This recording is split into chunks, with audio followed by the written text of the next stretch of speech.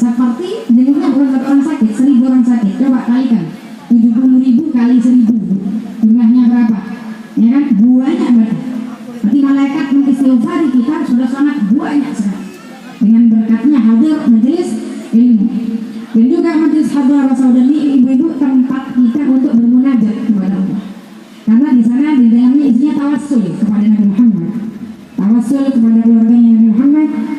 tawassul kepada sahabat-sahabat Nabi Muhammad, tawassul kepada aulia, kepada salihin. Kalau ibu punya hajat silahkan hadir majelis hadrah Basaudan. Jadi kita duduk dari rumah sudah niat tambahnya oleh Allah berkatnya majelis hadrah Basaudan karena di dalamnya tawassul kepada Nabi Muhammad, kepada keluarganya, sahabatnya, kepada aulia, salihin, semuanya tolong kabulkan hajat-hajat hamba ya Allah. Dan pengarangnya ibu yang nyusun Syekh Abdullah bin Ahmad Basaudan ini, beliau itu muhibbin, orang yang cinta dengan keluarganya Nabi Muhammad.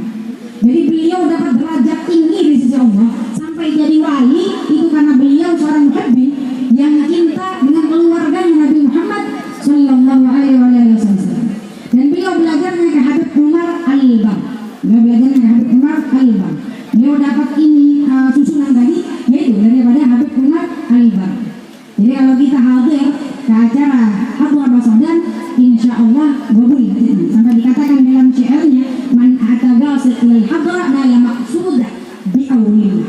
Siapa orang yang hadir ke majelis Hadrah Basaudan itu dikatakan nalah maqsudah, dia akan mendapatkan apa yang diinginkannya, nala maqsudah bi'aunillah, dapat dengan pertolongan Allah Subhanahu wa taala. Jadi kalau kita nggak hadir majelis Hadrah Basaudan itu rugi ya Bu ya. Jadi ada majelis Hadrah Basaudan, ayo kita hadiri biar dapat barokahnya Nabi Muhammad sallallahu alaihi wasallam, dapat barokahnya keluarga Nabi, dapat barokah sahabat-sahabat serta aulia dan salihin. Dan insyaallah kita nggak duduk di sini dulu ya, di majelis Maulid. Majelis yang dikatakan majelis Maulid ini adalah majelis yang teragung karena di dalamnya dibacakan sejarah baginda Nabi Muhammad sallallahu alaihi wasallam. Nabi Muhammad nabi yang teragung, Nabi Muhammad nabi yang termulia. Sampai kata Nabi, afdhalul qurun qarni. Katanya Rasulullah, paling utamanya masa itu di masaku, di masanya Nabi Muhammad sallallahu alaihi wasallam. Coba kita perhatikan ini, bukan di masa Nabi Adam yang ketika beliau ada di surga Allah. Katanya Nabi Muhammad paling utamanya masa ketika di zaman itu, kata Rasulullah. Bukan masa ketika Nabi Adam ada di surga.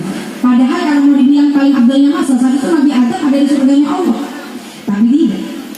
Paling afdalnya masa ketika masa ada Nabi Muhammad sallallahu alaihi wasallam.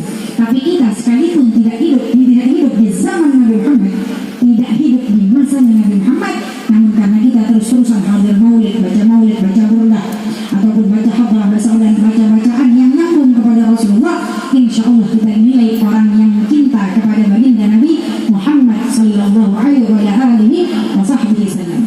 Kita punya Nabi Muhammad rahmatan lil alamin.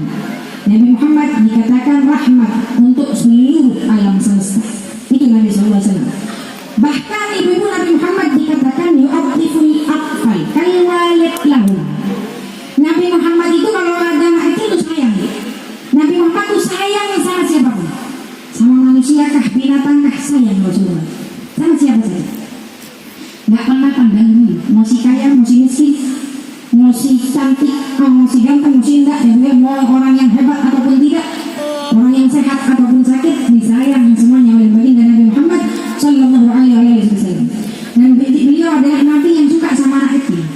Sampai dikatakan kayu walid lahum, seperti abahnya anak kecil Nabi Muhammad. Seperti abahnya anak kecil. Kalau ada anak kecil suka diciumi sama Rasulullah. Kalau ada anak kecil itu disayang, diciumi sama Nabi Muhammad sallallahu alaihi wasallam. Kemudian dikatakan wa yadhumuhum, dipeluk sama Nabi Muhammad. Jadi Nabi kalau ada anak kecil itu diciumi, dipeluk sama Rasulullah SAW. Kemudian wa yulaibuhum, diajak main. Diajak mainnya sih enak. Bareng sih sama Nabi. Itu Rasulullah. Kasih sayangnya luar biasa. Enggak pandang sayangnya Nabi Muhammad. Masa suruh main sama anak kecil? Enggak begitu Rasulullah. Wa yuhannikuhum. Dan Nabi juga suka mentahnik kalau ada anak kecil. Jadi kalau ada anak kecil, Bu, Nabi itu suka makan kurma. Habis itu kurmanya yang dikunyah di dalam lisan beliau diberikan kepada anak kecil tadi. Supaya apa? Bisa mencontoh sifatnya Nabi Muhammad sallallahu alaihi wasallam. Dan itu tetap dilakukan oleh salafun salih. Ya kan? Dan orang-orang kita zaman sekarang, kalau ada anak kecil biasanya minta tahnik ke orang-orang saleh atau solehah supaya nyiprat itu sifat-sifat indahnya. Kan begitu. Itu pekerjaannya Nabi Muhammad. Jadi Nabi Muhammad suka ngajak main anak kecil, kemudian suka mencium anak kecil, suka